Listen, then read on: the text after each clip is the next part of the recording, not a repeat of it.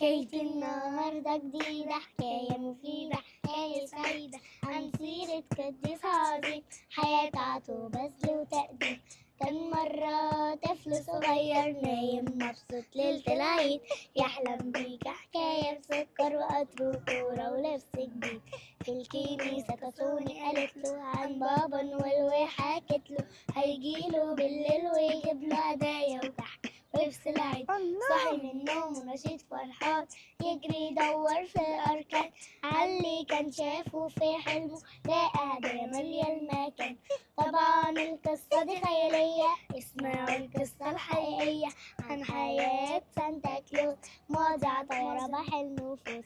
كان زمان زمان زمان قديس عاش وسط الرهبان، اسمه نيكولاوس، وكمان بنقول له يا بابا نويل.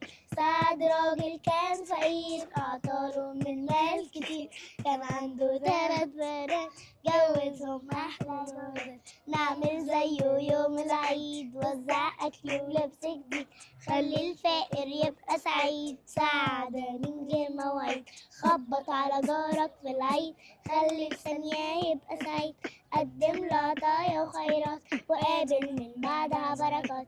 زي ما علمنا القديس بابا نويل نيكولاوس، ندي كل المحتاجين، وبكده بيسوع نتلامس. زي ما علمنا القديس بابا نويل نيكولاوس، ندي كل المحتاجين، وبكده بيسوع، وبكده بيسوع. انت اسمك ايه؟ وبكده بيسوع نتلامس. انت اسمك ايه؟ ناتالي، عندك كم سنة؟ 7. صغننة. نفسك تطلعي لما تكبري دكتورة. اكشفي. انا اسمي توتي. انا اسمي توتي، وانتي؟ أوليفيا. وبعد كده ليفيا. اقفي هنا كده عشان الكاميرا. عندك كم سنة؟ 9. 9 سنين، شاطرة جدا.